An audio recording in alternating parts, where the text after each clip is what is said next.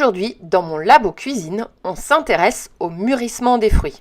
Alors, peut-on vraiment mettre tous les fruits dans le même panier? Voici déjà un conseil qui vous a sûrement déjà été prodigué par votre grand-mère. Si tu veux faire mûrir un fruit plus vite, mets-le à côté d'une banane. J'avais dit une grand-mère, pas le père Fouras. Avez-vous déjà remarqué qu'une pomme pourrie contaminait toutes les autres? Êtes-vous déjà demandé pourquoi? Il y a 3 phases de développement pour les fruits. D'abord, la croissance et la maturation. C'est lorsque le fruit grossit jusqu'à atteindre sa taille définitive. Ensuite, nous avons le mûrissement. Le fruit devient alors sucré et change de couleur. Lors de la dernière étape, le fruit flétrit, devient tout ramollo et change de couleur. C'est le vieillissement. On distingue grosso modo 2 catégories de fruits. Ceux qui sont capables de mûrir après la cueillette, le cas du fruit de la passion, du kiwi, de la prune, de la poire, de l'abricot, comme l'abricot, la pêche, l'avocat et la banane. On appelle ça des fruits climactériques, c'est-à-dire qui continuent de mûrir après avoir été cueillis. À noter cette semaine que votre hypermarché vous propose l'ananas, le citron, la fraise, la framboise, le litchi, l'orange, le pamplemousse et le raisin en promotion. Et oui, en promotion au rayon des fruits non climactériques. Promotion, vous dites? Ouh là là, méfiance, assurez-vous que ces fruits ont été cueillis lorsqu'ils étaient bien mûrs.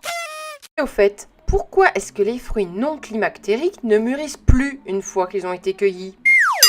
Le fruit non climactérique est dépendant de la plante ou de l'arbre qui les porte. En effet, contrairement aux fruits climactériques, ils ne stockent pas d'amidon. Mais dis donc, c'est quoi l'amidon? L'amidon, c'est en fait ce qu'on appelle un sucre complexe, même s'il n'a pas un goût sucré. Par exemple, la pomme de terre contient de l'amidon. Les fruits climactériques, eux, sont capables de stocker cet amidon. Suite à une série de réactions complexes, cet amidon va se transformer en glucose, fructose et saccharose qui, eux, sont des sucres simples et qui ont vraiment un goût sucré. Faut-il stocker ces fruits dans un même panier? La réponse est non.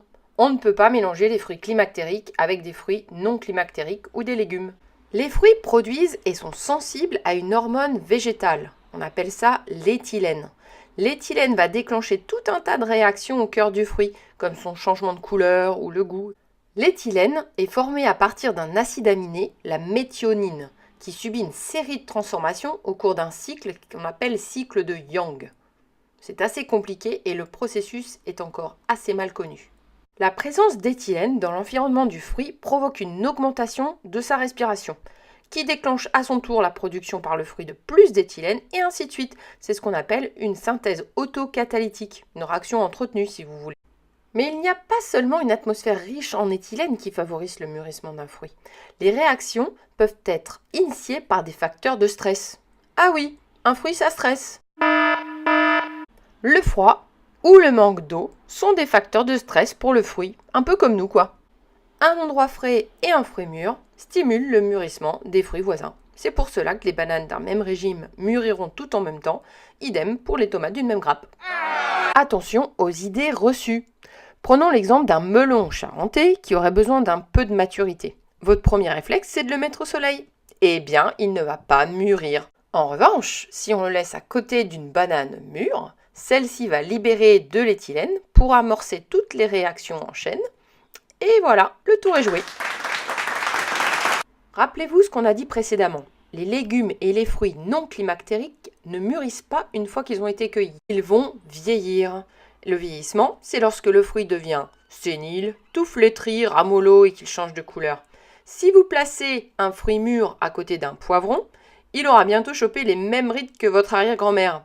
Cela explique le jaunissement des brocolis laissés à côté d'un fruit trop mûr. Un autre exemple avec l'avocat. L'avocat, on étue les fruits et légumes là.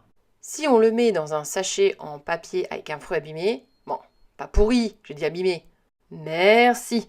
Vous accélérez ainsi de manière naturelle le processus de mûrissement. Lorsqu'on importe des bananes des Antilles, elles sont toutes vertes. Elles passent un petit séjour dans une mûrisserie pour se faire déverdir. Elles sont alors plongées dans une atmosphère constituée à 95% d'azote et 5% d'éthylène. Cela permet de reproduire artificiellement le processus de maturation. Que faut-il retenir? Eh bien, la poire, la pomme, l'abricot, La pêche, la prune, l'avocat, le fruit de la passion, les kiwis sont à conserver ensemble. Ajoutez une banane mûre au milieu de tout ça si vous voulez les faire mûrir plus vite. Et surtout, ne les mélangez pas avec les agrumes, les fraises, les raisins, les ananas et tous les légumes.